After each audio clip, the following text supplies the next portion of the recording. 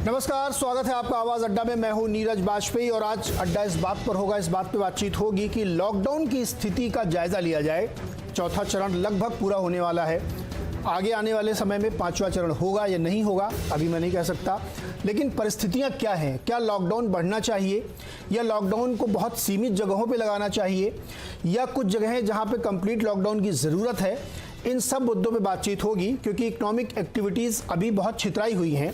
कहीं कहीं कुछ कुछ शुरू हुई हैं, कहीं कहीं कुछ कुछ नहीं शुरू हुई हैं, और कुछ रेड जोन ऐसे इलाके हैं जहाँ पे लगता ही नहीं कि यहाँ लॉकडाउन है, और कुछ ऐसे इलाके जैसे लगता है यहाँ पे पूरा लॉकडाउन है। तो ऐसी विषम परिस्थिति, ऐसी स्थिति में आगे की स्थिति क्या बनेगी और लॉकडाउन कितना सफल रहा, इसी पे बातचीत आज हम आवाज़ अड्डा पे करेंगे। आपका मेहमानों से हम पहले परिचय करा दें। हमारे साथ है सैयद जफर इस्लाम साहब, भाजपा के प्रवक्ता हैं। साथ ही सुरेंद्र राजपूत जी हैं, कांग्रेस की तरफ से प्रवक्ता हैं। डॉक्टर JS अरोड़ा हैं जो मरीज सुरक्षा के WHO के एडवाइज़र हैं, और आलोक मेहता जी हैं, वरिष्ठ पत्रकार हैं, हमारे साथ अक्सर जुड़ते हैं ये, और साथ ही CSDS के प्रोफेसर अभय दुबे जी हैं। आप सबका बहुत बहुत स्वागत है। चर्चा शुरू करूं, बस एक ही निवेदन है कि एक दूसरे की बात सुनने के बाद ही जवाब दें और भाषा की मर्यादा का ज़रूर ख्याल रखें। मैं आज शुरुआत डॉक्टर JS अरोड़ा जी आपसे करूँगा। WHO की जो गाइडलाइंस है उसके संदर्भ में ही अब तक की जो हमारी स्थिति है, 4th राउंड ऑफ लॉकडाउन हम लगभग कंप्लीट कर रहे हैं। क्या स्थिति बन रही है हमारी मरीजों की संख्या देखते हुए, मोर्टेलिटी देखते हुए, रिकवरी रेट देखते हुए, कि हमें इस समय क्या करना चाहिए? देखो, ऐसा है कि अगर हम आज की परिस्थिति देखते हैं कि आज तक हमने करीब जो है 32-33 लाख तक टेस्ट किए हैं और उसमें से 1,65,000 तक पॉजिटिव हैं। यानी कि हमारा जो है वो कंफर्मेशन रेट जो है वो 5% है, और उसमें से करीब 3% जो है वो डेथ रेट है। तो अभी जो हमने अगर ये कंपेयर करूँ, मैं आपसे थोड़ा एग्जांपल देना चाहूँगा। स्वीडन के अंदर जहाँ की लॉकडाउन बिल्कुल नहीं हुआ, वहाँ पर भी जो है जो आपका कंफर्मेशन रेट था वो अपने बढ़ता गया धीरे धीरे, और लेकिन मोर्टेलिटी उससे भी ज़्यादा हुई। तो यहाँ मैं कहना चाहूँगा कि जैसे अब लॉकडाउन 4 के बाद लॉकडाउन 5 हम जो भी होगा परिस्थितियाँ मालूम नहीं है, लेकिन हम उम्मीद करते हैं कि उसके अंदर जो है जो बड़े बड़े सिनेमा हॉल हैं या बैंक्वेट हॉल हैं या रिलीजियस प्लेस है, एजुकेशन, वो नहीं खुलेंगे, लेकिन बाकी जो संस्थाएँ हैं, चाहे शॉप हैं, वो सब खुलने वाली हैं, फैक्ट्रीज़ खुलने वाली हैं। तो इतने ज़्यादा अगर खुलेंगे तो ये तो केस बढ़ेंगे ही, और ये जो आज की स्थिति 1,65,000 है, ये हम एक्सपेक्ट करते हैं कि 15 जून तक करीब 3.5 लाख 3,40,000 तक हो जाएगी, और जुलाई में ये 5 लाख तक हो जाएगी। और जुलाई में जो आज है करीब 7,000 की रेंज में आ गया पर डे का, तो जुलाई में ये करीब 15,000 की रेंज में आ जाएगा। तो ये जुलाई में जो इसका अगस्त में इसका पीक आने वाला है, यह बहुत मुश्किल है। एक चीज़ और बताना चाहूँगा कि बहुत से जो राज्य हैं, जैसे राजस्थान है, जम्मू कश्मीर है, और राज्य हैं, वो चाह रहे हैं कि जुलाई में हम स्कूल खोल देंगे। लेकिन स्कूल तो खोल देंगे, लेकिन स्कूल में ये है कि स्कूल के अंदर जितना मर्जी हम कर लें, सोशल डिस्टेंस उतना नहीं होगा, और वो एक विस्फोटक स्थिति पैदा हो जाएगी। और यहाँ तक कि पेरेंट्स भी जो हैं वो नहीं चाहेंगे कि हमारे बच्चे जो है स्कूल में जाएँ, और उनको जो एक डर जो भय रहेगा वो बना रहेगा। जो 10th और 12th के एग्ज़ाम है जुलाई में होने वाले हैं, वो भी एक समस्या का विषय है। तो मेरे हिसाब से जो अभी होने वाला है, अव्वल तो ये लॉकडाउन पहले लगता तो और अच्छी बात थी, लेकिन अभी जो लगा है इसमें एक और बताना चाहूँगा आपको कि हम कहते हैं कि रोकने के लिए 3 चीज़ हम मानते हैं: सोशल डिस्टेंस, मास्क और हैंड हाइजीन।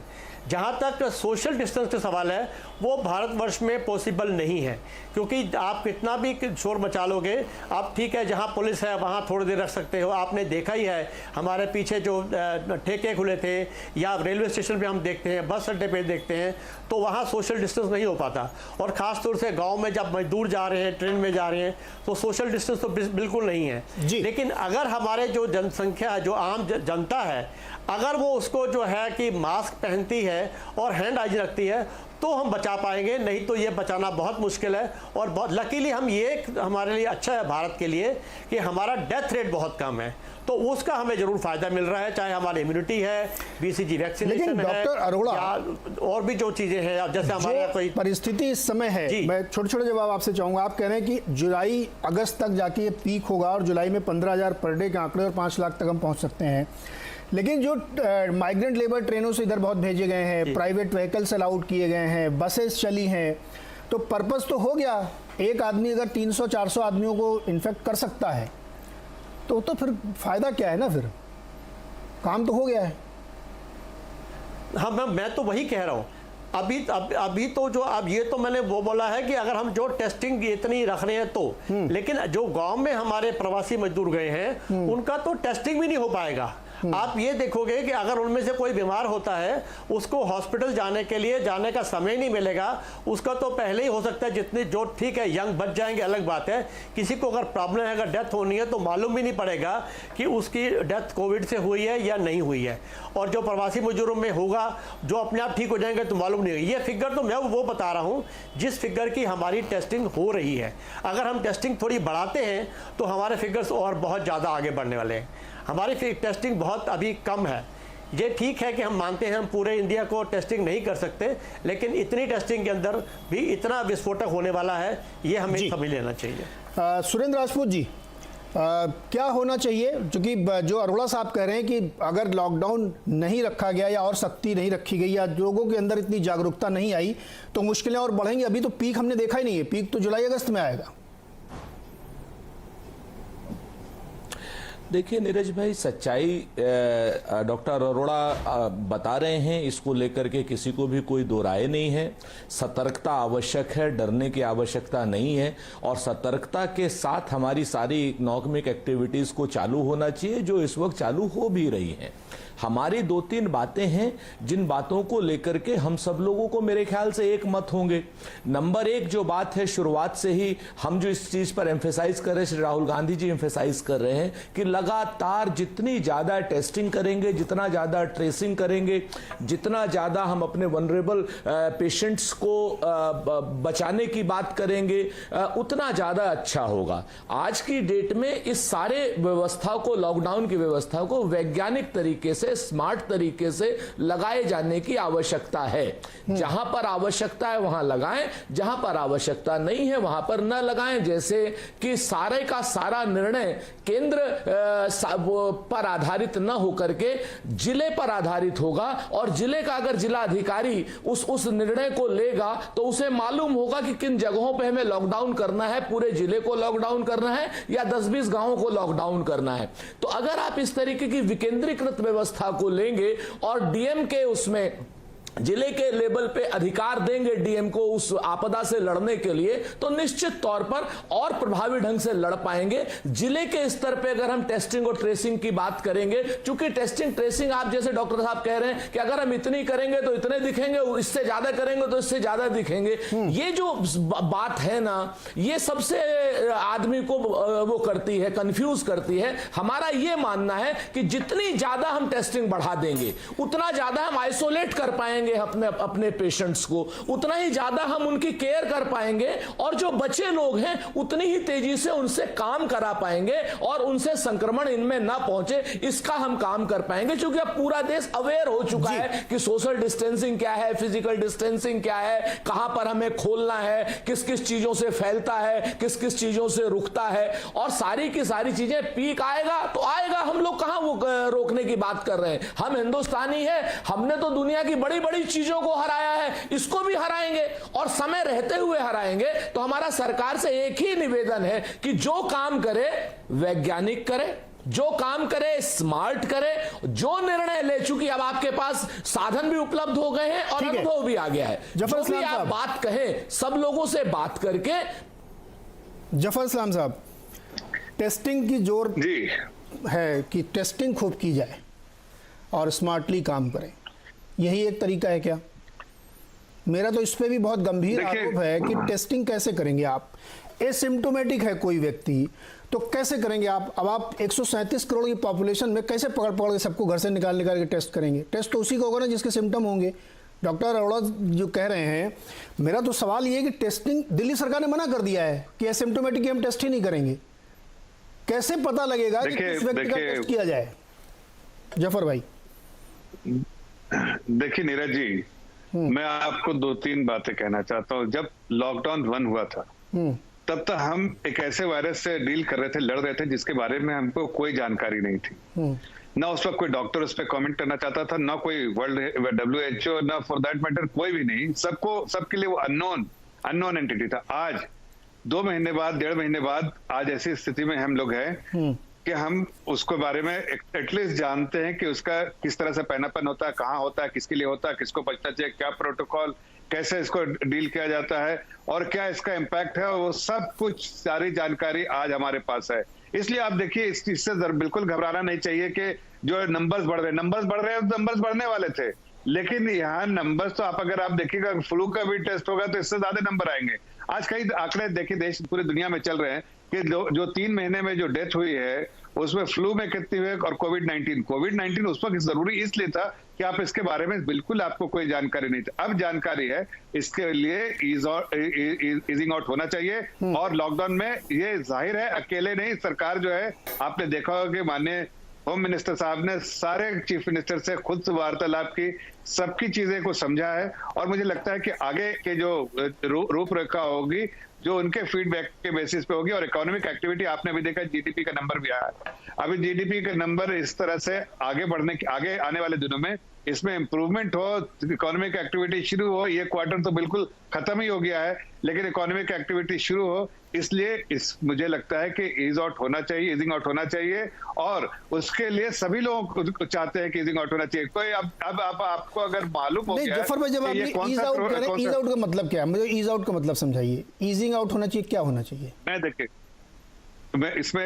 इसमें ऐसा होना चाहिए कि आपको एक प्रोटोकॉल के साथ आपको बहुत सारी चीज इजाजत, आज जैसे अगर आपको था कि आप घर से बाहर नहीं निकल सकते, 4 दीवारी के अंदर रहना चाहिए, वो अब उसकी परमिशन तो धीरे धीरे आप देख रहे हैं कि पहले में क्या थी और आज में क्या है, तो जाहिर है आपको बहुत सारी परमिशन मिली है और कुछ प्रोटोकॉल एसओपीज को फॉलो करने के साथ साथ उसी तरह से अब बहुत सारे जो जैसे हवाई उड़ाने तक चलने लगी, ट्रेनें चलने लगी, ये चलने लगी, अब नॉर्मलसी के तौर की तरफ जाने के लिए जो भी कदम उठाने हैं वो उठाने चाहिए। स्टेट को ऑफ कोर्स ये फ्लेक्सिबिलिटी रहेगी, दिया ही गया था पिछले बार में और अभी आगे भी रहेगी कि वो जहां पर बहुत ज्यादा कॉन्सेंट्रेटेड रिस्क है, जो रेड जोन जिसको बोलते हैं, उसको उस दूसरे तरह से उसमें ज्यादा टेस्टिंग करे, रेड जोन की टेस्टिंग करे और उसको थोड़ा कंटेनमेंट वहां पर कंटेन कर लिया जाए। लेकिन पूरे जगह पर वो फ्लेक्सिबिलिटी आनी चाहिए, ऐसा मुझे लगता है कि और बाकी जगह पर नॉर्मल देश की तरह, हाँ आप बाकी जो मास्क पहनना है और आपको सोशल डिस्टेंसिंग का नॉर्म्स फॉलो करना है या और कोई प्रोटोकॉल है तो हाथ धोना है, वो सब करते रहना चाहिए। लेकिन इसके लिए आप अपनी जाती जिंदगी बिल्कुल खत्म हो जाए, इकोनॉमिक एक्टिविटीज बिल्कुल बंद हो जाए, अब आगे नहीं ऐसी होनी चाहिए। इस दिशा में सरकार काम कर रही है। लॉकडाउन 4 में उसी का आसार देखे तो आगे आप उसी के आसार दिखेंगे, इसलिए कि अब हमें पता है कि कोरोना वायरस ये छोटे बच्चों और बड़े बूढ़ों को ज्यादा। जफर भाई मैं ये कह रहा हूँ कि जो अब तक की स्थिति है अब आप उससे थोड़ा सा डाइल्यूट कर रहे हैं। जो अब तक की स्थिति थी कि लॉकडाउन होना चाहिए, मैं इसलिए कह रहा हूँ क्योंकि अटर कन्फ्यूजन है। आप ये देखिए कि कर्नाटक सरकार ये कह रही है कि हम 3 राज्यों के बॉर्डर सील करेंगे, हम वहाँ के लोगों को अपने यहाँ नहीं आने देंगे। गुजरात से नहीं आएगा कोई, महाराष्ट्र से कोई नहीं आएगा और तमिलनाडु से कोई नहीं आएगा, चाहे वो हवाई जहाज से आए चाहे वो सड़क के रास्ते आए। हरियाणा कह रहा है कि दिल्ली बॉर्डर नहीं आने देंगे, गाजियाबाद बॉर्डर सील हो रहा है। ये जो परिस्थिति बन रही है कि राज्यों को अपने अपने हिसाब से करने दिया जाए और आप चाहते हैं कि बिजनेस एक्टिविटीज भी खुलें, तो नोएडा का आदमी दिल्ली कैसे जाएगा काम करने के लिए? देखिए सब कुछ एक साथ थोड़ी चलेगा कि खोल भी दो, लॉकडाउन भी रहे।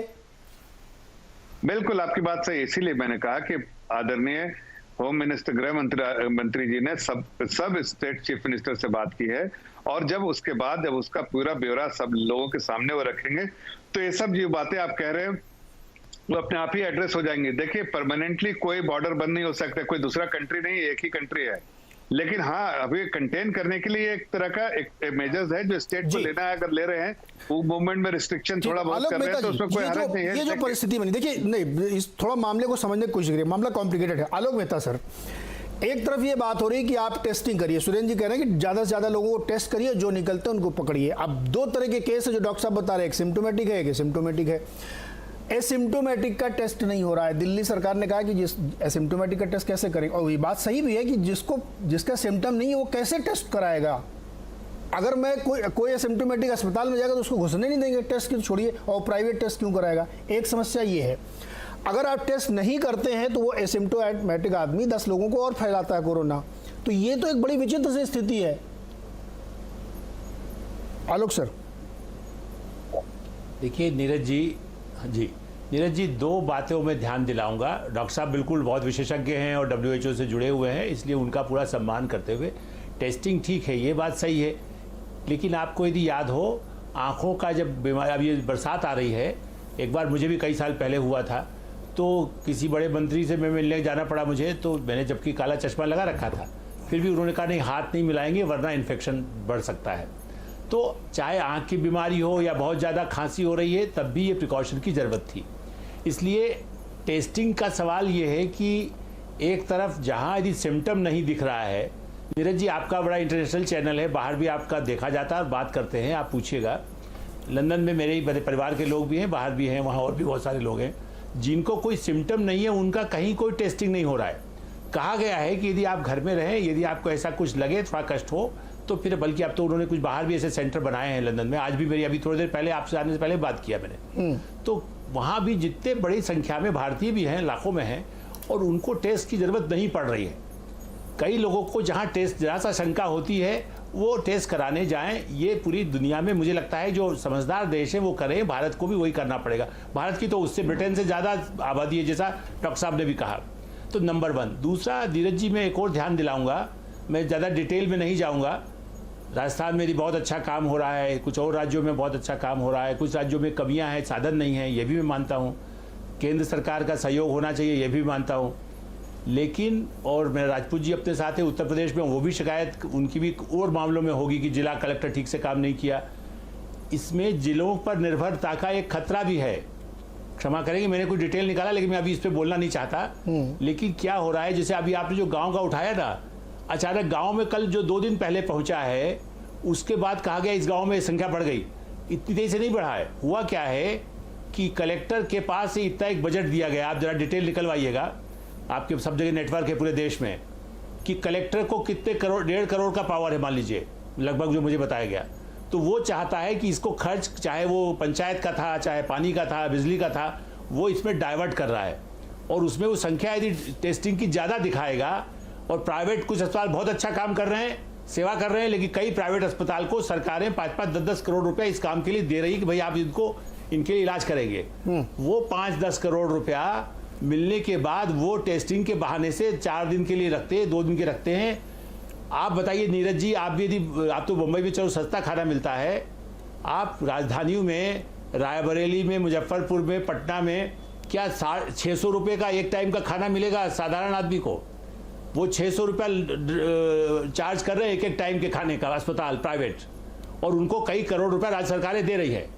तो उसमें कुछ अच्छे हो सकते हैं, मैं नहीं कह रहा हूं, लेकिन इसका भाई इसको जांच की जानी चाहिए कि कलेक्टर कहीं दुरुपयोग न करे जी। वो जिम्मेदारी राजपूत जैसे जो सामाजिक कार्यकर्ता हैं, पार्टी कार्यकर्ता हैं, वो निगरानी करे, जिसकी जरूरत है उसको टेस्ट कराए। जब एक पार्टी बीजेपी कहती है 20-10 करोड़ मेरे मेंबर हैं, कांग्रेस कहती है मेरे 18 करोड़ हैं, कांग्रेस बहुत पुरानी पार्टी है, मान लीजिए वो कहें 18 भी दावा कर दें, तो उनका एक आदमी भी सहयोग करेगा तो मिसयूज नहीं होगा, सही आदमी का टेस्ट होगा, नंबर 1। और दूर रहने की बात जो डॉक्टर साहब ने कही वो निभाना पड़ेगी, कई महीनों तक हो सकता है, जब तक वैक्सीन आने के बाद भी लोगों को ऐसी किसी बीमारी से, फ्लू होता है, खांसी होती है, आंखों की बीमारी होती है, दूर रहने का भारतीय संस्कृति से हाथ जोड़ना ही शुरू करना पड़ेगा। या तो जय श्री राम मत कहिए, सलाम वालेकुम कहिए, लेकिन हाथ मिलाने की जरूरत नहीं है। पश्चिम का ढर्रा छोड़ना पड़ेगा।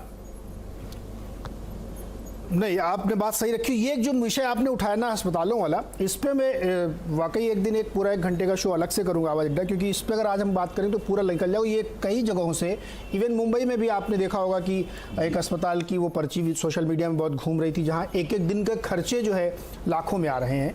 तो ये एक अलग विषय, इस पर भी हम ज़रूर बात करेंगे कि इतना महंगा कैसे हो सकता है। लेकिन प्रोफेसर दुबे जी, परिस्थिति जो इस समय हम जिस मुकाम पे हम खड़े हैं, वहाँ पे एक तरफ हमको लॉकडाउन कंटिन्यू कराना है या एक तरफ खुला छोड़ना है, और उसके बीच में एक टेस्टिंग की मुहिम चलानी है, क्या होना चाहिए? नीरज जी, लॉकडाउन एक तकनीकी शब्द है, एक तकनीकी पद है, जिसकी परिभाषा परिस्थिति के मुताबिक बदलती रहती है। लॉकडाउन एक तकनीकी पद है, इसकी परिभाषा परिस्थिति के मुताबिक बदलती रहती है। जब पहला लॉकडाउन हुआ था तब उसकी परिभाषा कुछ और थी, तीसरे लॉकडाउन की परिभाषा पहले लॉकडाउन से बिल्कुल अलग थी, और अब जो 5वां लॉकडाउन होगा उसका कैचमेंट एरिया बहुत ही छोटा होगा, उसका भूगोल बहुत ही सीमित भूगोल होगा उसका। और चूंकि संक्रमित लोगों की संख्या लगातार संक्रमितों की संख्या लगातार बढ़ती जा रही है और मृत्यु की संख्या बढ़ती जा रही है, तो किसी सरकार में ये हिम्मत नहीं है कि वो ऐलान करके कहे कि हम भाई लॉकडाउन उठा रहे हैं। तो लॉकडाउन शब्द तकनीकी रूप से लगातार जारी रहेगा, लेकिन धीरे धीरे ये लॉकडाउन ना कुछ होता चला जाएगा। यही मौजूदा स्थिति है। जहां तक टेस्टिंग का सवाल है, टेस्टिंग का सवाल पर अगर आप जरा भी ये गहरी निगाह डालें, जबकि आप डाल सकते हैं, अब हमारे पास 2-2.5 महीने का पूरा अनुभव है, तो टेस्टिंग का सवाल शुरू से ही बहुत गड़बड़ था। कोरोना एक बहुत ही कमजोर वायरस है और ये महामारी भी पिछली तमाम महामारियों के मुकाबले बहुत ही कमजोर किस्म की महामारी है।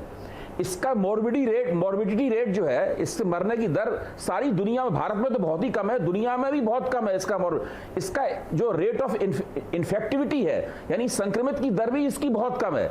एक व्यक्ति जो कोरोना संक्रमित है वो टीबी संक्रमित व्यक्ति के मुकाबले काफी कम लोगों को संक्रमण देगा। यह स्थिति है। इसमें बिना किसी दवा के 12, 13, 14, 15 दिन में आदमी अपने आप ठीक हो जाता है। इसमें कोई चिंता की जरूरत नहीं। अगर बहुत बड़ी संख्या में भी संक्रमित लोग हो जाते हैं, जैसे कि बताया गया कि साहब कि वो जून जुलाई तक जाकर लाखों लोग संक्रमित हो जाएंगे और उसमें काफी लोग मरने वाली संख्या भी आएगी, इसमें भी ज्यादा चिंतित होने की आवश्यकता नहीं है, क्योंकि ये सब तो होना ही था। हम लोग अपने लॉकडाउन को कामयाब बताने के लिए इस तरह के तर्क दे रहे हैं कि इसकी वजह से हमने पीक को आगे बढ़ा दिया, वरना हमारे इतने ज्यादा संक्रमित हो जाते, हमारी संख्या इतनी हो जाती। घुमा फिरा के जितना होना था वो आखिर में उतना ही हो जाएगा। जो पहले हो जाना था, वो जो पीक पहले आ जानी चाहिए थी, वो पीक बाद में आएगी। इसलिए अब सीधी बात वही है जो कि हमारे जफर साहब कह रहे थे और दूसरे सभी साथी भी कह रहे हैं। सीधी बात यही है कि हमें तमाम आर्थिक और सामाजिक गतिविधियों को थोड़े बहुत नियंत्रण और संयम के साथ, थोड़ी बहुत आचार संहिताओं के साथ, जिसमें नकाब लगाना, मास्क लगाना बहुत जरूरी है। और सोशल डिस्टेंसिंग तो भारत में संभव ही नहीं है। डॉक्टर अरोड़ा की इस बात से पूरी तरह सहमत हूं। हम लोगों के यहाँ जो जनसंख्या का घनत्व है और घरों की जो स्थिति है, एक घर में जितने लोग रहते हैं वहां सोशल डिस्टेंसिंग बिल्कुल संभव ही नहीं है। इसलिए हम लोग केवल नकाब लगाएं और नकाब के जरिए हम और भीड़ करने से बचें। इससे हम लोग कोरोना के खिलाफ संघर्ष कर सकते हैं और हमें अपनी सामाजिक और आर्थिक गतिविधियों को तुरंत पूरी ताकत से शुरू कर देना चाहिए। 10-15 दिन के अंदर सब कुछ खोल देना चाहिए, वरना हमारा बहुत कबाड़ा हुआ पड़ा है। ये जो आपने, मैं इस कार्यक्रम से पहले भी आपका कार्यक्रम देख रहा था, आप ही एंकर कर रहे थे उसको। ये जो जीडीपी के आंकड़े हैं जो आप बता रहे थे कि बहुत अच्छे आंकड़े आ गए हैं, सरकार को खुश हो जाना चाहिए। मैं इन आंकड़ों पर सब पे शक करता हूं। मेरा मानना है कि ये वास्तविक स्थिति और भी कम है। आप ही के कार्यक्रम में एक सज्जन बता रहे थे, जो विशेषज्ञ हैं, बता रहे थे कि जो भारत में फैक्ट्रियां हैं उनमें बहुत कम फैक्ट्रियां ऐसी हैं जो 50% से भी ज्यादा अपनी क्षमता से अधिक उत्पादन कर रही थी लॉकडाउन से पहले, और अब तो फैक्ट्रियां बंद ही पड़ी हुई हैं। तो मेरा मानना यह है कि जीडीपी के आंकड़े बहुत भरोसेमंद नहीं है। इसलिए अगर हमने आर्थिक गतिविधियों को तुरंत पूरी क्षमता के साथ शुरू नहीं किया तो हमारी जीडीपी बिल्कुल कबाड़ा हो जाएगा। हाँ, वो आप सही कह रहे हैं। Q1 उस आंकड़े में आप बहुत शक इसलिए ना करें क्योंकि वो जो आंकड़ा है वो जनवरी से 31 मार्च का है, तो उसमें लॉकडाउन का केवल 10 दिन का असर आया है, इसलिए वो आंकड़ा अच्छा है।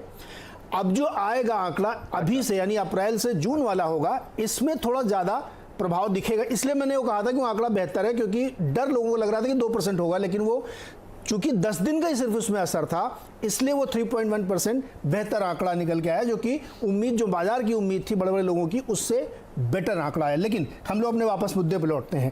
दुबे जी ने कुछ 2-3 बड़े महत्वपूर्ण सवाल उठाए हैं राजपूत जी, कि जब सब कुछ ऐसे ही होना है तो फिर टेस्टिंग वेस्टिंग की क्या जरूरत। देखिए, टेस्टिंग की बात जब बार बार आप लोग करते हैं तो उसमें एक सवाल ये उठता है कि जितने ज़्यादा आप टेस्ट करेंगे उतने ज़्यादा लोग मिलेंगे, तो उनके लिए फिर अस्पताल चाहिए। 1500 आदमी रोज महाराष्ट्र में संक्रमित होके नंबर बढ़ता जा रहा है उसका। अकेले मुंबई में 35,000 आदमी हो गया है। और टेस्ट करिए और निकलेंगे, तो जब आदमी टेस्ट के बाद निकल आएगा तो उसको आप कहीं अस्पताल भी तो ले जाएंगे। तो टेस्टिंग का एक शायद इस वजह से भी बच रही होंगी सरकारें, जैसे दिल्ली ने कहा कि मैं तो नहीं करूंगा एसिम्प्टोमेटिक का। नहीं नीरज भाई, जी नीरज भाई, ऐसा दुबे जी ने नहीं कहा, ये बड़ा लेम एक्सक्यूज है। मैं आपको एक चीज बहुत स्पष्ट बता दूं कि हमें जिम्मेवारी से भागना नहीं है। सरकार का काम, चाहे सरकार किसी की हो, सरकार का काम जिम्मेवारी से भागना नहीं होता है। सरकार का काम होता है चुनौतियों को अवसरों में बदलना और चुनौतियों का सामना करना। हमारा बड़ा स्पष्ट मानना है कि जो आंकड़े हैं वो 15 लाख से 15 करोड़ हो जाएं, उससे हमें डरने की आवश्यकता नहीं। सरकार ये सुनिश्चित करेगी कि भैया आंकड़े चाहे जितने हो, उनमें से 90, 98, 99% लोगों को तो कहीं जाने की जरूरत नहीं है, घर में रहने की आवश्यकता है, आइसोलेशन की आवश्यकता है, आप अलग हो जाइए, बाकी चीजें अपने आप में ठीक हो जाएंगी। आप में सुरेश जी, इसकी गारंटी कौन लेगा? आप लेंगे क्या गारंटी हो जाएगी? एक चीज, इसकी गारंटी कौन लेगा कि 100 आदमी अगर प्रभावित हुए हैं उसमें से 97 आदमी ठीक हो जाएंगे? आप लेंगे क्या गारंटी? है आप डॉक्टर है क्या? मैं बिल्कुल मैं आपको बताता हूं कौन गारंटी लेगा। उसमें से 2 लोग गारंटी लेते हैं। कौन लेता है? सरकार और व्यवस्था लेती है, और दूसरी तरफ आंकड़े स्वयं गारंटी लेते हैं। और आंकड़े जो हैं वो अपने आप में पूरी दुनिया के गारंटी लेते हैं कि जितने लोग संक्रमित हो रहे हैं उसमें से 90 या 95% लोगों को कुछ करने की आवश्यकता ही नहीं पड़ रही है, वो अपने आप में ठीक हो रहे हैं। तो आंकड़ों से क्यों घबराया जा रहा है? आप आंकड़ों को लेकर के क्यों परेशान हो रहे हैं, या आंकड़ों को लेकर के देश में डर का माहौल क्यों पैदा किया जा रहा है? आंकड़ों को लेकर के हम लोग देश में सतर्कता का माहौल पैदा करें, हाथ जोड़ करके मिले सबसे, डिस्टेंस रखें सबसे, और ये सारी सोशल सुविधाओं को हम अपना शुरुआत करें।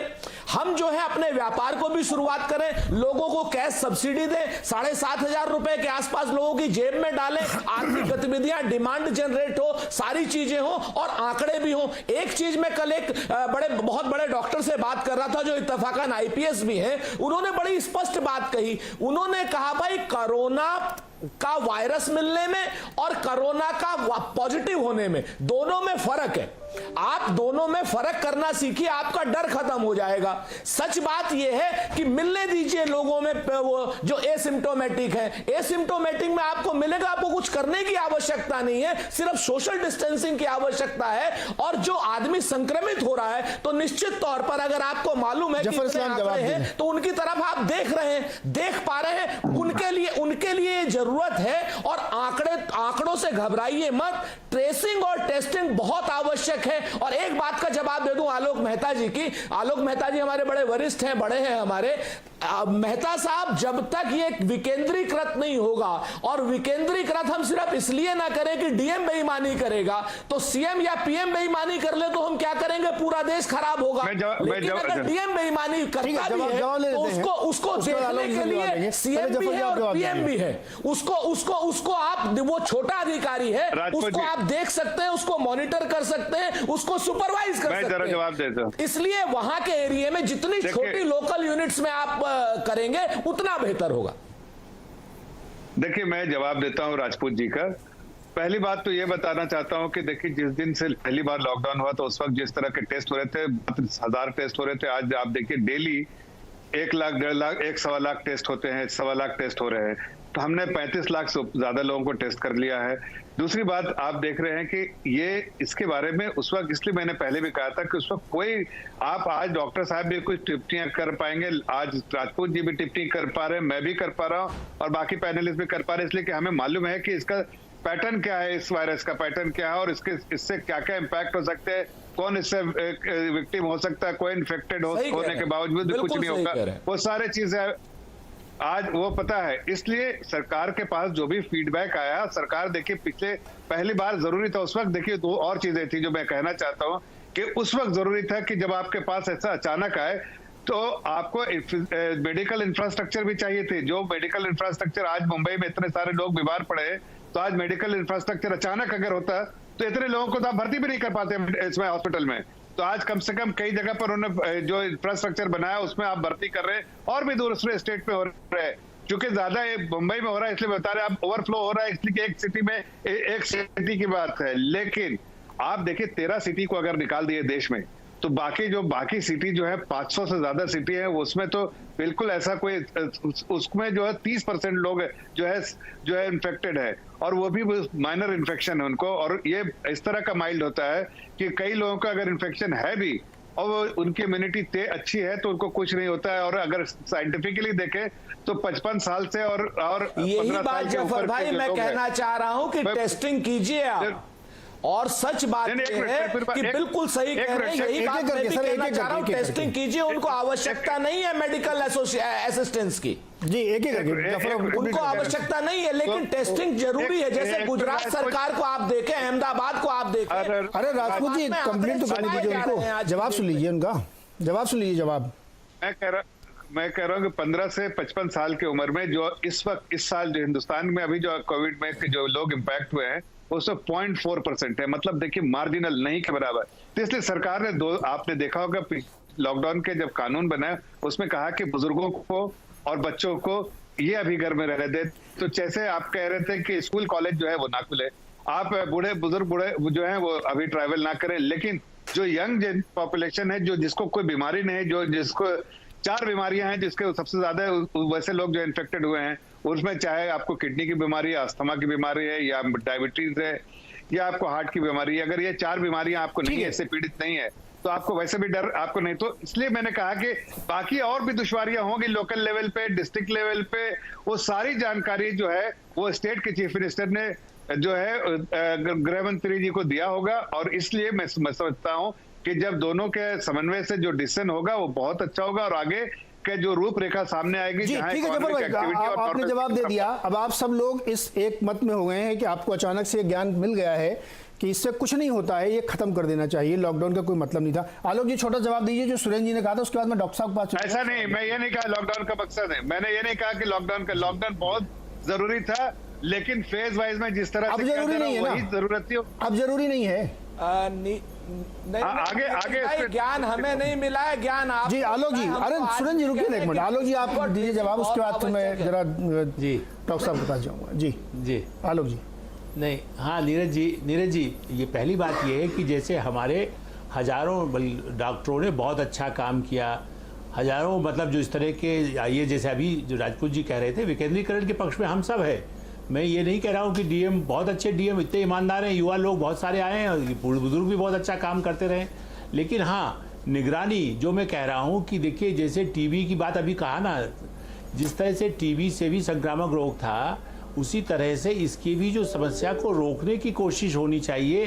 क्योंकि टेस्टिंग में भी मेरा ख्याल डॉक्टर अरोड़ा आपको कंफर्म कर देंगे कि कई बार ऐसा हुआ है कि लोगों के टेस्ट किसी और चीज़ के होते रहे और टीबी बहुत बाद में पता चली। मतलब मैं डिटेल अभी नहीं बता रहा हूँ, लेकिन मैं आपको यहाँ के बहुत बड़े डॉक्टर जो एम्स पे रहे हैं जी उनका बता रहा हूँ। तो उसमें होता क्या है कि यदि आप तो सही जांच नहीं हुई तो उसको शंका होती रहेगी। तो बेहतर है कि जबरदस्ती का टेस्ट ना हो कि हाँ जी 50 करोड़ का कर दीजिए तो हम भारत में सबसे ऊंचे हैं चूंकि हमने इतना कर लिया। अरे आप अपनी एनर्जी को उसमें क्यों लगाना चाहते हैं? लोगों से कहें कि सुरक्षित रहें। जहाँ जरूरत हल्का बुखार भी है तब भी मैं मान सकता हूँ, चलिए बुखार है, आपको बुखार बढ़ गया है तो आप इसका टेस्ट भी करा दीजिए और उसमें भी लोगों पर जोर डालिए कि उसकी कोई निगरानी करे, परिवार का या पार्टी का या देश का कोई गांव का, तब ये होगा। वरना लोगों में जबरदस्ती भय पैदा करना। इसीलिए मैं तो मानता हूं कि लॉकडाउन को मिनिमम कर दे। हाँ जहां red light area red zone है उसमें आप जरूर उस पर अंकुश रखिए, वहां निगरानी रखिए, वहां थोड़े समय में ढील मत दीजिए और लोगों पर धीरे धीरे इसको खोलिए उन इलाकों में खास। वरना 300 जिले में जहाँ नहीं है वहां भी लॉकडाउन करके रखने की कोई जरूरत नहीं है। जी मुझे यहाँ पे एक छोटा सा ब्रेक लेना है। मैं ब्रेक से जब वापस आऊँगा तो डॉक्टर अरोड़ा के पास चलेंगे और राजपूत जी के पास भी चलेंगे, क्योंकि बहुत सारे ऐसे सवाल इस चर्चा में अब तक निकल के आए हैं कि हमें खोल देना चाहिए पूरा। अगर मृत्यु दर केवल 2 या 3% या 0.4% है तो फिर इस लॉकडाउन का कोई मतलब नहीं है। क्यों मतलब है और क्यों अब तक कर रखा था, इस पर बातचीत करें डॉक्टर अरोड़ा से छोटे से ब्रेक के बाद।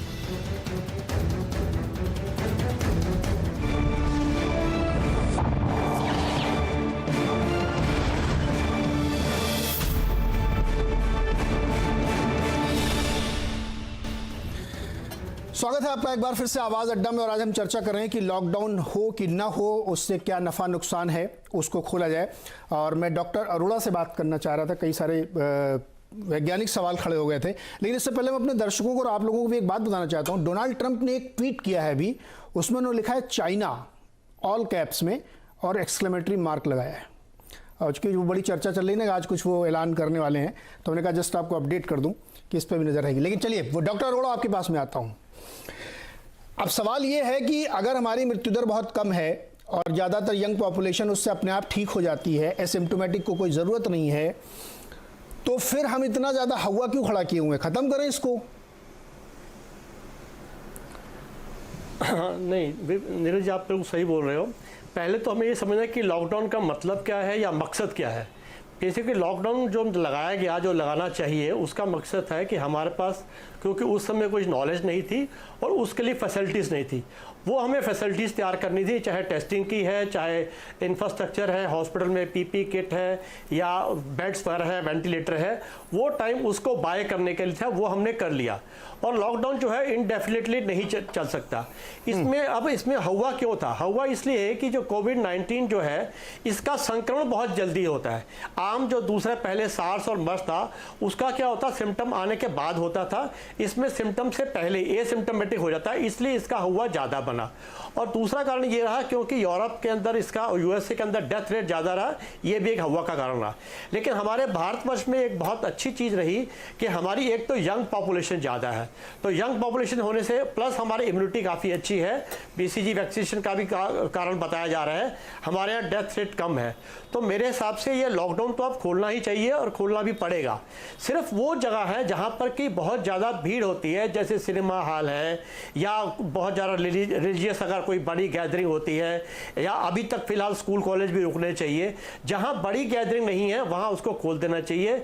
यहाँ तक कि जो टाइम रखा हुआ है उसका दुकानों का 7 से 7, मेरे हिसाब से उसको 7 बजे के बाद कोई ऐसा नहीं है कोई कर्फ्यू लगने की जरूरत है, कोई झगड़ा दंगा फसाद नहीं है कि 7 बजे बंद किया जाए। हम इसको आराम से 9-10 बजे तक खोल सकते हैं। तो हमारा जो है लॉकडाउन का पीरियड जो है, अगर बंद भी करना है तो रात को 10 बजे तक कर सकते हैं, 10 तक इसको अलाउ करना चाहिए। और ऐसे जो भी जगह है, जैसे शॉपिंग है, वो अलाउ होनी चाहिए।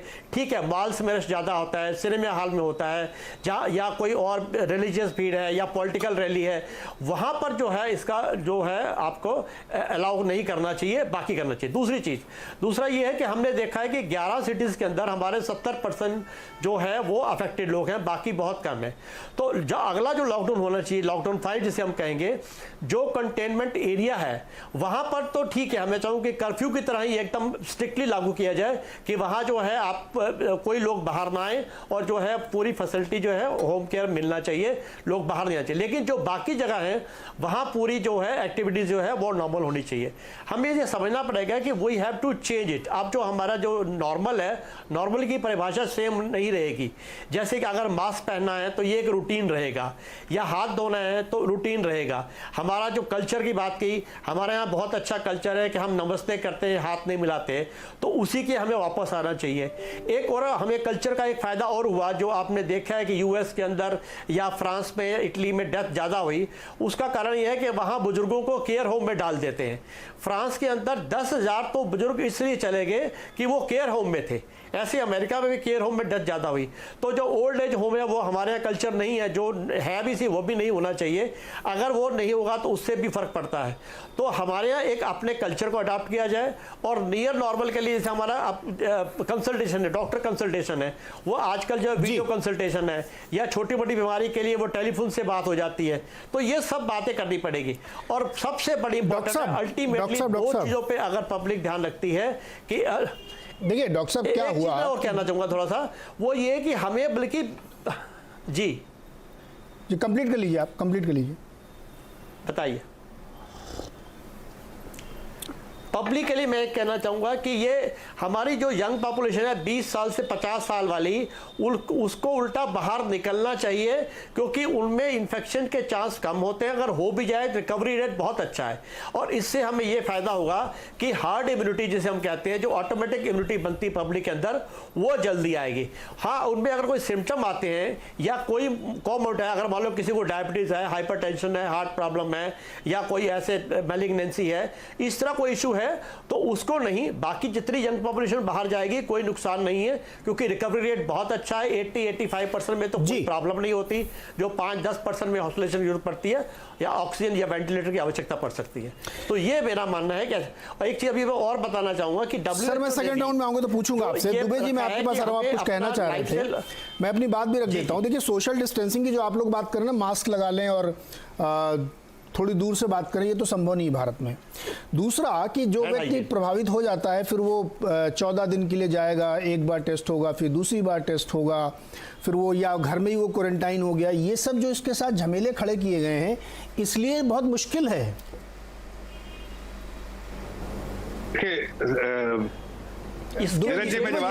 दुबे जी से ये सवाल नहीं होना चाहिए।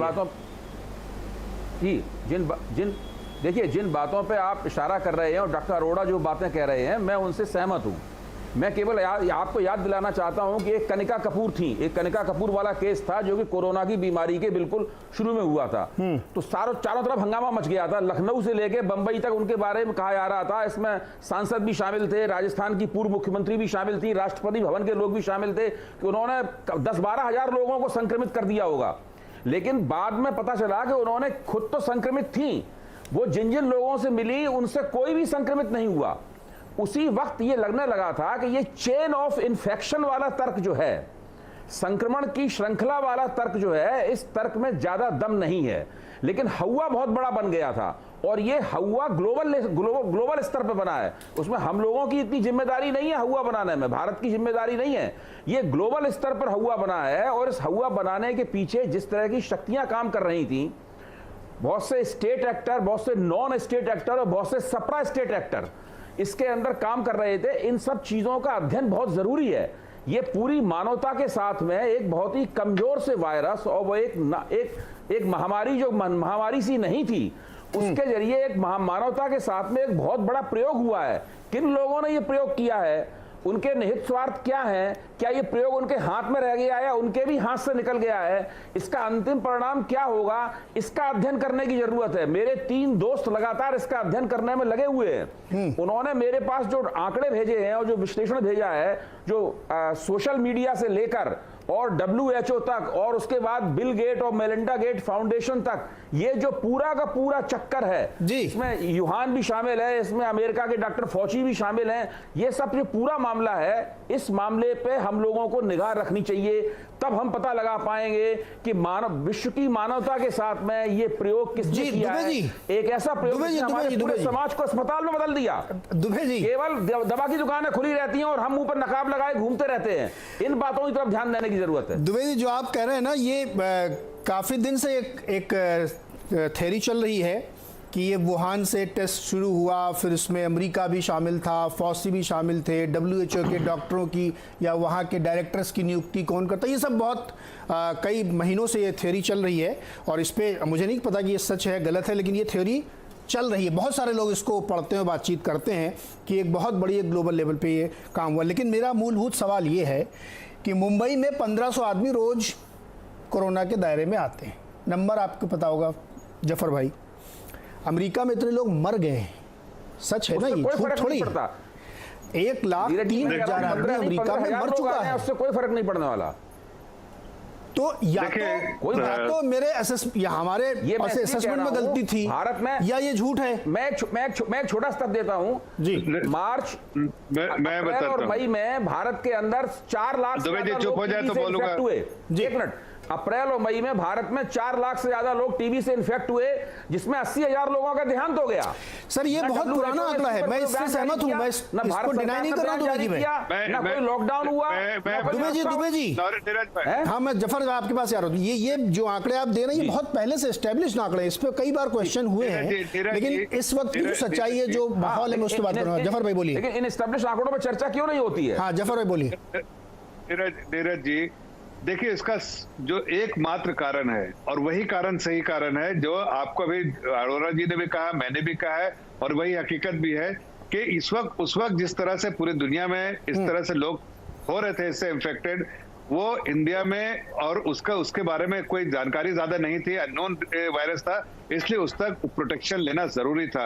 ये प्रोटेक्शन, कोई भी आदमी प्रोटेक्शन लेता है ताकि उस वक्त कोई ऐसी चीज ना हो पाए। अगर ऐसा हो जाए कि 20 लाख हो जाए, 30 लाख, अगर आप उस वक्त की रिपोर्ट देखें तो इंडिया के बारे में था कि 30 से 40 million people will be infected. अगर 40 मिलियन मतलब आप समझिए 4 करोड़ से लोग जो है इन्फेक्ट हो जाएंगे, तो क्या हालत होती है। और क्या इतना स्पीड, उसका अगर आप 5% भी निकालिए, जो हॉस्पिटलाइजेशन होता है 5 से 9% तक, जो दुनिया में इससे देखा गया था, जो एक रिकॉर्ड था, एक ट्रैक रिकॉर्ड दे सका था, तो उसके हिसाब से तो आपके पास कोई फैसिलिटीज नहीं थी। आप इटली जैसी जिसके नंबर 1 नंबर 2 जो मेडिकल फैसिलिटीज में थे वो इस तरह से जो है बिल्कुल बिखर गए थे। ऐसे में सरकार के लिए और बाकी सिर्फ इंडिया में नहीं हर सरकारों ने उससे एक आइडिया लिया कि इसको इस वक्त जो है इसको प्रोटेक्टिव गियर में जाना चाहिए, इसमें जाना मेजर्स लेना चाहिए, और वो प्रोटेक्टिव मेजर्स लिए। लॉकडाउन था, उससे उस वक्त बहुत सारे काम हो गए। अब हम जो है वो प्रोटेक्शन से बाहर निकल सकते हैं ताकि, और वो निकलते भी जा रहे हैं, हर इसमें निकलते जा रहे हैं। लेकिन एक बात कहूंगा, चूंकि आपने बॉम्बे की बात की, देखिए मुंबई की बात, आप इसी तरह की डेंसली पॉपुलेटेड जो है वो उत्तर प्रदेश भी है, वहां नंबर नहीं है इतने। क्यों नहीं है? 2-3 वजह है। देखिए मुंबई में भी जो नंबर है, अगर आप दुनिया के और कोने से आप अगर कंपेयर करेंगे तो भी बहुत कम है, चाहे आप अगर इटली से करें बहुत कम है। जाहिर है यहाँ पर जो पॉपुलेशन बहुत डेंसली पॉपुलेटेड है, कुछ खामियां भी रही हैं स्टेट एडमिनिस्ट्रेशन में, लैक ऑफ एक्सपीरियंस भी तो जो है उसकी वजह से भी हुआ। साथ साथ आप देखिए तो यहाँ पर जो है बिल्कुल एक जगह पर इतने सारे लोग रहते हैं, जैसे आप जो बोलते हैं झोपड़पट्टी में बहुत सारे लोग रहते हैं एक साथ एक रूम में। जैसे मैं आपको बता रहा हूँ, मैं एक जगह पर जाके पूछा बांद्रा में कि भाई आप लोग क्यों बैठे चारपाई में इतने सारे लोग जब लॉकडाउन है? बोला सर हमारे पास घर थोड़ी, हम तो झोपड़ी में जो 8 लोग हैं, आप परिवार के 2 लोग एक टाइम में सोते हैं, 2-3 लोग तो, बाकी लोग तो बाहर तो चारपाई पे ही बैठेंगे ना, कहाँ जाएंगे? हमारा कोई घर पक्का घर तो है नहीं। तो ये सब परेशानियां हैं, लेकिन हमारा इम्यूनिटी जो है लेवल भी बहुत स्ट्रांग है, वो इसलिए यहाँ पर उसका इम्पैक्ट भी कम लोगों में हुआ। और अब जो है वो हर लोग चाहते हैं कि अब इसका जो है सब लोगों को, पहले सभी लोग डरे थे, अब सब लोगों का एक कॉन्फिडेंस बढ़ गया है। अब धीरे धीरे जब लॉकडाउन खुल रहा है, लोग जा रहे हैं, हो सकता है कुछ लोग उससे संक्रमित हो जाए, लेकिन उसका इलाज भी मालूम है, और उसमें आपको पता है कि आप अगर कैरियर भी हैं तो आप अपने आप ही खत्म भी हो जाएगा। इसलिए कि इसमें जो है रहता है जो है बहुत कम लोगों का, 5% लोगों को जो फेटली इम्पैक्ट करता है, बाकी 95% लोग इससे रिकवर हो जाते हैं। तो ये सब चीजें आज मालूम है, कल को आप मार्च के महीने में कोई मालूम नहीं था। तो मुझे लगता है कि अब बहुत राहत मिलेगी और इकोनॉमिक एक्टिविटी भी शुरू होगी, और बाकी जो स्टेट बॉर्डर पे जो रिस्ट्रिक्शन है वो भी over a period of time खत्म हो जाएगा। जी सुरेंद्र राजपूत जी, समय कम है तो समापन वाला बातचीत रखिएगा जी। देखिए, हम 2-3 बातें बड़ी स्पष्ट कह रहे हैं। फिर से मैं आपसे बता दूं कि सरकार वो कबीर के दोहे पे नहीं चलती है। सरकार कभी नहीं चल सकती, बाकी सब लोग चल सकते हैं, अरोड़ा साहब हैं, अब मेहता जी हैं, या और सब लोग हैं, वो अपनी बातें कह सकते हैं, लेकिन सरकार के पास जिम्मेवारी का एहसास होता है। सरकार कभी कबीर के दोहे पे नहीं चलती कि कबीरा इस संसार में तान चदरिया सोए, अनहोनी होनी नहीं, होनी होए तो होए। ये सब नहीं चलने वाला। आप जिम्मेवारी से काम करना पड़ेगा, और सच बात यह कि पारदर्शिता से काम करना पड़ेगा, और पारदर्शिता के लिए सबसे ज्यादा आवश्यक है टेस्टिंग और ट्रेसिंग। और टेस्टिंग और ट्रेसिंग आप ध्यान से देखिए, पिछले 15 दिन में गुजरात में हर रोज कभी टेस्टिंग की फैसिलिटी नहीं बढ़ा रहे हैं। कुल जमा पूंजी उनके टेस्ट 2000 से 2500 के बीच में हो रहे हैं, और उसमें से आपको 250 से लेकर के 275 के बीच में रोज आंकड़ा दे रहे हैं वो लोग। यहां तक कि उन्होंने अपने म्युनिसिपल कमिश्नर को चेंज कर दिया, उन्होंने तमाम चीजें चेंज कर दी। हाई कोर्ट ने किस तरीके की टिप्पणियां की हैं गुजरात में, वो सारी कुछ देखने वाली, देखने योग्य बातें हैं। मेरा स्पष्ट रूप से कहना है कि जब तक आप पारदर्शिता नहीं रखेंगे, जब तक आप ये नहीं देखेंगे कि बीमारी क्या है, तब तक उसका इलाज संभव नहीं है। आप सिर्फ बीमारी के आंकड़ों के से डरने की वजह से टेस्टिंग को और ट्रेसिंग को कम मत कीजिए, लगातार बढ़ाइए, बिल्कुल आने दीजिए जितने ज्यादा आंकड़े आने हैं। टेस्टिंग कौन रोक रहा है? टेस्टिंग कौन रोक रहा है? हाँ, हर दिन बढ़ते जा रहा है। मैं बताता हूं आपसे, टेस्टिंग जैसे आपने ही कहा, आप अपने पूरे प्रोग्राम में देखिएगा, लगातार आप एक बात नीरज भाई कहते रहे कि टेस्टिंग से क्या होगा। लगातार आप लोग कहते रहे कि जिसको जरूरत नहीं उसको, अरे जिसको जरूरत नहीं 45 रुपए में टेस्ट क्यों कराएगा? लेकिन जिसको अगर कहीं कोई जुकाम है, बुखार है, संक्रमण है, उसको तो टेस्टिंग करानी ही पड़ेगी ना। आप हमसे उत्तर प्रदेश में पूछिए, आप हमसे उत्तर प्रदेश में पूछिए कि यहाँ का स्वास्थ्य विभाग भगा देता है, कहता है कि नहीं टेस्टिंग हम नहीं करेंगे। सवाल ये है कि लगातार स्वास्थ्य विभाग भगाता है, कैसे करेंगे? मुझे ये समझाइए ना आप। अगर 16 करोड़ की पॉपुलेशन है यूपी की, तो आप किसका से पूछिए। एसिम्प्टोमेटिक का मतलब ये नहीं है कि उसे कोई वो नहीं, उसे कोरोना का कोई इन्फेक्शन नहीं है, उसे और इन्फेक्शन हुआ है, उसे जुकाम हुआ है, उसे सर्दी हुई है, उसे बुखार हुआ है, जिसको कोरोना दिक्कत का है, जो इंजेक्शन नहीं हुआ है, सिम्टोमेटिक है, उसका तो वो टेस्ट हो रहा है ना राजपूत जी, मैं वही तो कह रहा हूं। सिम्टम्स आ ही रहे। सबका टेस्ट नहीं हो सकता सर, नहीं हो रहा है, मैं आपसे यही कह रहा हूं नीरज जी। तो उसके मैं लिए यही कह रहा कौन हूं सी कि इस सरकार वक्त जिम्मेदार जो है? क्या सरकार महाराष्ट्र में हो रहा है? आप सरकार बार-बार में उदाहरण बहुत गुजरात को बड़ा दे रहे हैं, तो महाराष्ट्र ये में क्यों कह नहीं दे रहा रहे हैं? है आप कि दिल्ली हम को उदाहरण टेस्ट क्यों नहीं नहीं दे करने रहे देना हैं? ये चाहते। सिलेक्टिविज्म मत करिए ना। आप महाराष्ट्र को उदाहरण दीजिए जहां आपकी सरकार है। फिर से मैं बताऊं, दिल्ली सरकार 75% केंद्र सरकार के अधीन है और दिल्ली को हम लोकल एडमिनिस्ट्रेशन के अधीन नहीं छोड़ सकते हैं। आप देखिए, पुलिस वाले हमारे मर रहे हैं, हमारे स्वास्थ्य कर्मी मर रहे हैं, हम एक ये बिल्कुल नहीं कर सकते। और इसीलिए मैं राजपूत जी, आपको देखना है कि जिस दिन से ये शुरू हुआ है और आज जो आंकड़े हैं, आपको खुद एहसास हो रहा है कि पहले आपके पास कैपेसिटी थी 300, 500, 1000 तक के टेस्टिंग करने की, आज आपके हर दिन जो है 1.25 लाख टेस्टिंग हो रही है। तो जाहिर है टेस्टिंग तो बढ़, जो आप कह रहे हैं वही तो हो रहा है। बिल्कुल टेस्टिंग बढ़ते जा रही है। फिर यही कहना है जफर भाई, वुहान में दोबारा से 10 लाख टेस्ट रोज हो करके उन्होंने 10 दिन के अंदर में पूरे वुहान की 1 करोड़ आबादी को खत्म कर दिया टेस्ट करके। आप समझिए हमारी बात को। अरे भैया, टेस्टिंग आपकी आवश्यक है, क्योंकि जब तक आप टेस्ट करके ये पता नहीं करेंगे कि संक्रमण है या नहीं है, अरे ये बहुत आवश्यक है। वो राजपूत जी कोई टेस्टिंग रोकने की बात नहीं कर रहा है। वुहान में 10 लाख टेस्ट रोज हो रहे हैं। अरे राजपूत जी, टेस्टिंग तो रोज आप विषय को विषयांतर मत करिए, टेस्टिंग समय तो- कम हो रहा है भाई, मेरा समय खत्म हो रहा है, मुझे आलोक जी से बात करनी है। मैं टेस्टिंग दोबारा अपनी बात बढ़ भी रहा है और कंफ्यूजन है तो पैनल के सभी लोग फिर ध्यान से सुन लें कथनानुसार कि सभी लोगों का टेस्ट इसलिए नहीं हो सकता क्योंकि एसिम्प्टोमेटिक क्यों टेस्ट कराने जाएगा आपके पास? या तो सरकार ये तय करे कि मैं घर से निकाल के सबका टेस्ट करूंगा। आप जो ज्ञान बांट रहे हैं राजपूत जी, महाराष्ट्र में कितने टेस्ट हो रहे हैं मुझे बताइए। ज्ञान कांग्रेस की सरकार है ना, यहाँ पे कितने लोगों को टेस्ट कर लिया आपने? बताता हूं आपसे, गुजरात रेड जोन वाले इलाकों में, उन बिल्डिंग्स में जहां पे बाहर एक बैनर लगा दिया गया है कि यहाँ कोरोना पॉजिटिव मिला है, वहां भी टेस्ट नहीं हो रहे हैं। आप ज्ञान बांट रहे बैठे, खाली टेस्ट करो टेस्ट करो टेस्ट करो। क्या होगा टेस्ट करने से? आलोक जी, मुझे दीजिए दिक्कत में नीरज जी। जी आलोक जी, प्रायोजित कार्यक्रम की तरीके से भारतीय जनता पार्टी के समर्थन में आलोक जी आप बोलिए। मैं मेरे को एक दीजिए। कहूंगा राजपूत जी के। हाँ, बोलिए, आलोक जी एक बोलिए। मिनट, एक मिनट। नीरज जी 1 मिनट दीजिए। नीरज जी मैं, हाँ बस मैं सिर्फ 1 मिनट ले रहा हूँ। अरे नीरज जी, अरे महाराष्ट्र गुजरात की बात नहीं है नीरज जी, 1 मिनट। मेरा ये निवेदन ये था, मैं राजपूत जी से भी कहूँगा, जो मजदूरों को यदि वही टेस्ट का 50,000, 10,000, 5,000 जो आप कह रहे हैं 7,000 भी देना है, बेहतर ये है कि यदि उसे 5,000 रुपये देने की बात भी कर रहे हैं तो जिला वालों से कहिए कि उनको सुनिश्चित करें, उनके खाते में पैसे डाल दें और वो घर में रहेगा तो ठीक हो जाएगा। इसी पैसे का उपयोग निजी ऐसे अस्पतालों में न दिया जाए जिसका दुरुपयोग न हो। अच्छा, कुछ अच्छे अस्पताल हैं, कुछ अच्छे अस्पताल हैं, अस्पतालों को मदद करें, लेकिन ये ना करें कि आप हाँ, अरे फ्री कैसे? सरकार वही क्या 1,000 करोड़ का नहीं पैसा है ना। अरे भाई, जिसको मजदूर को यदि मजदूरी मिल जाए, उसको कुछ काम मिल जाए, इस पैसे का उपयोग उस पर करें। 50,000 करोड़ इसमें डालने के बजाय 50,000 करोड़ में लघु उद्योगों के लिए और डाल दीजिए। जी ठीक है आलोक जी, एक छोटा जवाब में जैसलमेर लोगों को डालिए, बिहार में डालिए। डॉक्टर अरोड़ा 30 सेकंड में बोलिए सर। हाँ, ये ऐसा है, ये बिल्कुल ठीक है। टेस्टिंग हर एक का नहीं हो सकता, ये बिल्कुल सही बात है। हम 135 करोड़ का टेस्टिंग नहीं कर सकते, लेकिन अगर किसी का सिम्टम आएगा तो उसका टेस्ट जरूर होना चाहिए। जो पब्लिक टेस्टिंग हो तभी पॉसिबल जब एंटीबॉडी टेस्ट होगा।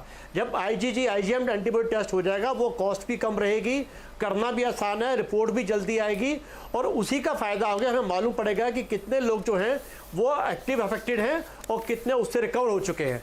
तो वो हमें उसकी वेट करना चाहिए जबकि हमारी एंटीबॉडी टेस्टिंग इजीली अवेलेबल हो जाएगी। वो है RT-PCR हर एक का नहीं हो सकता, ये बिल्कुल ठीक बात है। जो कॉन्टैक्ट में आया उसका होगा या जिसके सिम्टम है उसका होना चाहिए। जी चलिए, मेरा समय बिल्कुल खत्म हो गया, मैं आप शो को यहाँ रैप करूँगा। मैं सिर्फ इतना ये कहना चाह रहा हूँ कि जो एसिम्प्टोमेटिक है उसमें सबका टेस्ट नहीं हो सकता। जो सिम्प्टोमेटिक है उसका टेस्ट हो रहा है, 33 लाख का नंबर अभी डॉक्टर साहब ने दिया है, उसका टेस्ट हो ही रहा है। तब फिर क्वेश्चन ये उठता है जो आप सभी लोग कह रहे हैं कि इस लॉकडाउन को फिर खत्म करें। लॉकडाउन जैसे भी दुबे जी कह रहे थे कि सिर्फ नाम का रह जाएगा, बाकी सब काम अंदर हो रहा है। वैसे रेड जोन में भी सब काम हो रहे हैं, कोई कुछ काम रुका हुआ नहीं है। तो इस परिस्थिति से हमें निपटना है और हम उस मुहाने पर खड़े हैं जहाँ पे हमको ये तय करना है 2 दिन बाद कि लॉकडाउन 5.0 चलेगा कि नहीं चलेगा। लेकिन जो भी हो, महामारी से लड़ने के लिए हमें तैयार रहना चाहिए। बहुत बहुत शुक्रिया आप सबका इस चर्चा में शामिल होने के लिए, हमारे साथ जुड़ने के लिए। देखते रहिए CNBC आवाज़।